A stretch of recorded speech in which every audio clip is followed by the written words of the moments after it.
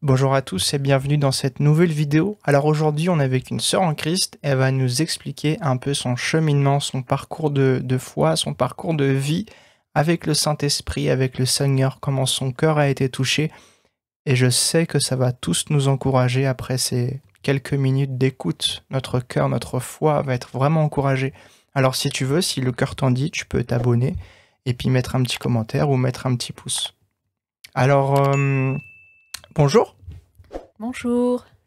Est-ce que tu peux nous dire déjà, ça fait combien de temps que tu marches dans l'esprit, que tu marches avec le Seigneur? Ça fait presque 30 ans que j'ai donné ma jeune vie à Jésus. Waouh. Et tu avais quel âge? J'avais 16 ans. Waouh, waouh, jeune comme ça, c'est vraiment une grâce. Alors, est-ce que, peut-être pour commencer, est-ce que tu peux nous donner quelques éléments par rapport à ton contexte familial, à tes parents? Est-ce que tu as grandi dans une famille où il y avait la foi? Et comment c'était un peu l'enfance? C'était difficile ou pas? Est-ce que c'était un lieu qui était propice, voilà, pour qu'on ait un peu de contexte? Eh bien, je viens d'une famille très très modeste, des quartiers nord de Marseille. Et j'ai grandi aussi dans une famille qui avait la foi, notamment mes parents ont été touchés par Jésus quelques mois avant mon arrivée. Donc, maman en premier, puis papa aussi. Et ils ont été sortis vraiment par Christ qui a transformé leur vie alors qu'ils venaient d'un milieu maltraitant et il les a vraiment transformés. Et papa était héroïnomane d'ailleurs et du jour au lendemain, il a arrêté l'héroïne grâce à Jésus et il a eu aucun effet justement au sujet de la drogue. Ça s'est vraiment arrêté du jour au lendemain. Il n'a pas eu de dépendance, de problème de dépendance et tout ça. Donc, je savais que Jésus était l'ami de mes parents et qu'il avait déjà transformé leur vie. Et je pense que ça m'a touchée tout le long de mon enfance. D'accord, donc si je comprends bien, voilà, tu as grandi dans une famille, où il y avait déjà Jésus, en fait, où il y avait déjà l'odeur de Christ, l'odeur du Saint-Esprit et je crois que ta maman avait vraiment une relation particulière avec Jésus, ce qui a emmené, ta propre conversion. Est-ce que tu peux un peu nous parler de ça? Oui, maman était ce qu'on dirait une personne très pieuse qui cherchait vraiment à plaire à Jésus. Elle aime, ça se voyait qu'elle faisait tout pour vraiment être la meilleure personne à lui présenter, quoi. C'est vraiment, elle se gardait dans une sainteté qui était, ouais, pour moi, assez inspirante. Et mais venant justement d'un milieu maltraitant et tout ça, elle a beaucoup, beaucoup lutté avec la dépression. Et jusqu'au jour où elle a fréquenté un petit groupe d'église qui, qui était pas pareil que tout ce qu'on avait fréquenté auparavant. Et je voyais que ma maman commençait à être vraiment transformée de l'intérieur. Et c'était voilà, très très très très beau à voir. Et bon, il se passait des trucs bizarres à mes yeux. mais, mais comme je voyais que ma maman était transformée en quelqu'un de plus joyeux, de plus libre, de moins timide, ouais, elle était heureuse. Et ça faisait du bien de l'avoir transformée après des années quand même de galère parce que voilà, elle a eu 5 enfants et dont le dernier a subi beaucoup d'opérations et par la suite de ces opérations a été handicapé moteur et qu'il a perdu l'usage de ses jambes et ça a été vraiment très très très dur de prendre soin de lui pendant toutes ces années. D'accord. Parle-nous un peu de toi avant de connaître Jésus, donc avant tes 16 ans.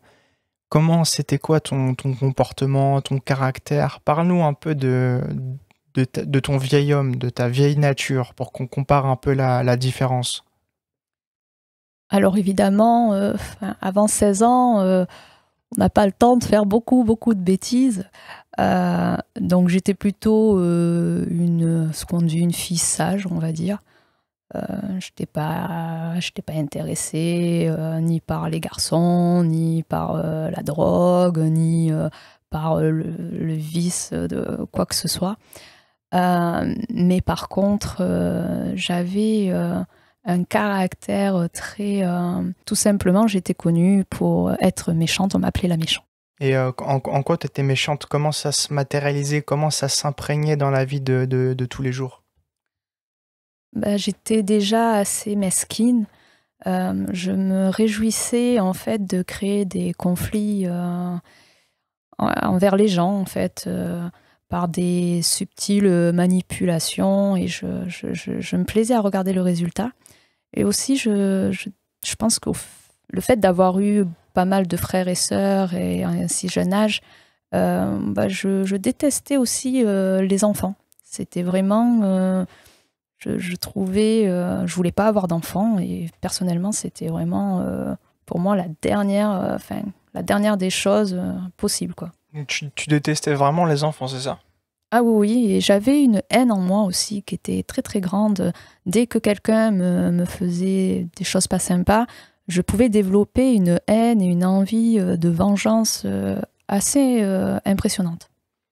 D'accord. Donc maintenant, explique-nous un peu comment tout a commencé avec Jésus. C'était quoi l'élément déclencheur? Comment tu as rencontré Jésus en fait ce jour J, ce jour où ta vie a changé, où tu as vraiment eu la conviction de péché, d'avoir besoin d'un sauveur? C'était quand? C'était où? Avec qui? Voilà. Alors évidemment, j'ai fréquenté depuis ma naissance les églises et du coup Jésus faisait partie de ma vie et je lui avais donné mon jeune cœur maintes et maintes fois avec les, les conférences de Billy Graham. Mais il y a eu vraiment ce moment extraordinaire où je lui ai vraiment donné ma vie et où j'ai été vraiment touchée par le Saint-Esprit parce que justement, maman, le groupe qu'elle fréquentait, que je trouvais bizarre au début, j'avais l'impression que c'était une secte et je m'inquiétais pour maman, mais quand j'ai vu sa transformation, ça m'a touchée. Et donc, elle allait à des réunions, et notamment des réunions des hommes d'affaires du plein évangile à l'époque. Et ils organisaient des repas dans un restaurant, et il y avait des témoignages et tout ça. Et à chaque fois, elle essayait de m'inviter à ces réunions-là. À chaque fois, je disais non. Mais un soir, j'avais faim. J'avais rien à manger à la maison. Et du coup, je me suis dit, bon, allez, autant aller avec elle et tout.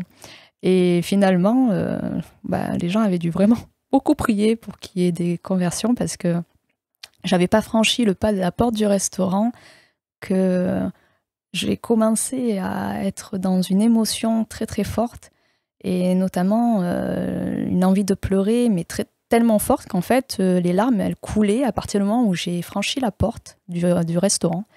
Et à table, j'arrêtais pas, et maman me disait mais qu'est-ce qu'il y a, pourquoi tu pleures, etc. Je dis mais je sais pas, ça, et en fait les larmes coulaient, des grosses larmes de crocodile, j'arrivais même quasiment pas à manger dans mon assiette tellement elle était arrosée de larmes. Et du coup j'ai compris par la suite que c'était le Saint-Esprit qui était en train de toucher mon cœur et qui était en train de me convaincre de mon péché, quoi. Et j'étais vraiment voilà, j'ai été touchée ce soir-là. Il y a eu à la fin des témoignages, il y a eu un témoignage qui m'a touchée particulièrement. Mais voilà, à la fin des témoignages, ils ont fait un appel pour savoir qui voulait donner sa vie à Jésus. Et moi, dans mon coin, je me disais, ah non, non, non, tu te lèves pas devant tout le monde, la honte et tout ça. J'avais 16 ans, quoi. Mais finalement, je sais pas comment, je me suis retrouvée devant, en train de pleurer et de vouloir donner ma vie à Jésus de tout mon cœur, quoi. Et quelqu'un a prié pour moi et j'ai senti vraiment le Saint-Esprit passer en moi et tout laver et tout transformer, quoi. Et mon cœur, à la fin de la réunion, était vraiment léger. Et puis voilà, j'avais fait la rencontre avec mon plus grand amoureux, quoi. Waouh. Et je crois que tu as fait une expérience aussi par rapport à la délivrance, au monde spirituel avec les démons. Est-ce que tu pourrais nous parler de ça aussi? Parce que c'est important pour ceux qui écoutent aussi. Si vous avez écouté juste là, sachez que le monde spirituel existe, que c'est dangereux et que seul Jésus est le chemin en fait et le libérateur. Donc toi, tu as vécu une expérience de la sorte. Est-ce que tu pourrais un petit peu nous dire? Oui, justement par rapport à cette, haine que j'avais, qui était assez anormale. Je pense que c'était, un héritage de ma grand-mère qui était une personne assez haineuse et hargneuse et notamment, voilà, je pense que c'était passé dans la génération sur moi et du coup, un soir, après ma conversion et après mon baptême, hein, j'ai expérimenté, vraiment, enfin, je sais plus, maman, elle m'a regardée et elle me dit: «Qu'est-ce que tu as?» Et puis finalement, je sais pas, j'avais une haine qui montait, heu, incompréhensible et puis je la regardais fixement et vraiment, et puis là, elle a bien senti que c'était plus moi, quoi et du coup, elle a appelé, des personnes avec qui elle priait et ils ont commencé à prier pour moi. Et là, en fait, j'ai eu vraiment une délivrance, spectaculaire, quoi, enfin, à se jeter au sol, à vraiment grogner, enfin vraiment, la manifestation du mauvais esprit. J'étais à l'intérieur de moi-même toujours, mais j'étais pas, j'étais pas actrice de tout ce qui se passait, mais j'étais consciente quand même et même, il me disait de parler en langue, donc j'avais déjà reçu le parler en langue et tout ça, donc j'aidais en fait à enlever cet esprit. La délivrance a duré 3 jours. Bon, à l'époque, on découvrait à peine ces choses-là et ça prenait du temps. Et, mais je sais que, bon, qu'aujourd'hui, qu'on peut être beaucoup plus rapide. Mais voilà, en tout cas, ils ont fait du mieux qu'ils ont pu et ça a duré 3 jours. Mais quand c'est parti, waouh, j'ai vraiment senti la différence. Notamment, quand c'est parti, ça m'a quand même... l'esprit est parti en essayant de s'accrocher au niveau de l'œsophage. Et en fait, ça m'avait spirituellement, bizarre, c'est une sensation bizarre, spirituellement, c'était sorti, mais c'est comme si ça m'avait griffé tout l'œsophage. Et, et en fait, après, le Saint-Esprit est venu et toute la nuit, j'avais comme un baume qui venait sur mon oesophage pour soigner la blessure qu'avait causée l'esprit. Mais après ça, vraiment, la transformation a été radicale. C'est-à-dire que vraiment, cette haine est partie. Et on m'avait bien prévenu de ne pas laisser revenir quoi que ce soit de ce style dans mes pensées, etc. Donc j'ai vraiment fait un travail quand même dans mes pensées pour que si jamais il y avait des envies de haine qui revenaient, ben je bloquais la pensée, etc. Donc on m'avait vraiment averti et ça, je suis reconnaissante parce que ça m'a aidé à ne pas retomber là-dedans. Mais voilà, j'ai été vraiment transformée. J'ai plus jamais eu de la haine pour qui que ce soit ou même manifester de la méchanceté comme auparavant. Et surtout, d'un coup, j'ai vraiment aimé les enfants au point que j'en ai fait mon métier, quoi. Je travaille parmi les enfants depuis que je peux travailler, quoi. Waouh, ok. Merci en tout cas pour ce témoignage. Est-ce que tu aurais quelques mots vraiment d'encouragement pour quelqu'un qui connaît pas trop Jésus? Est-ce que tu pourrais lui dire vraiment quelques mots pour, voilà, pour l'encourager, pour lui témoigner de l'amour? Bah oui, sache que Jésus t'aime à un point inimaginable. Il t'aime plus que tout au monde, enfin, tout ce que tu vas croiser dans le monde, que tu aies reçu de l'amour ou que tu n'aies pas reçu de l'amour. Je peux te dire que Jésus, il a tout ce qu'il faut pour combler ton cœur, pour combler ta vie.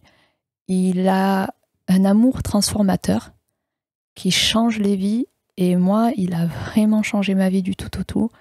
Et je me rends compte de plus en plus que c'est lui l'amour incarné. Et voilà, en ce moment, j'étudie 1 Corinthiens 13 et vraiment cette idée de l'amour, je veux me confronter à cet amour pour pouvoir aussi aimer comme lui m'a aimé. Et vraiment, sache que tu es aimé. Aimé au point qu'il a donné sa vie pour toi. Il est mort sur la croix pour vraiment te laver de tes péchés, pour te rendre libre. Et ça, cet amour-là, tu le retrouveras nulle part. Tu pourras essayer d'aller chercher partout, par tous les moyens. Je peux te dire, il n'y a pas d'amour comme celui-ci. Pur, magnifique, désintéressé. Il a donné sa vie. Il a donné sa vie sur la croix. Donc, n'hésite pas à mettre toute ta confiance dans cet amour.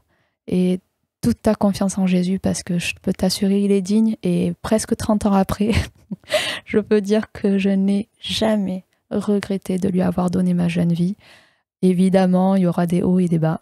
Mais t'inquiète pas, vraiment, il n'y a pas de quoi regretter ce choix magnifique. Merci beaucoup.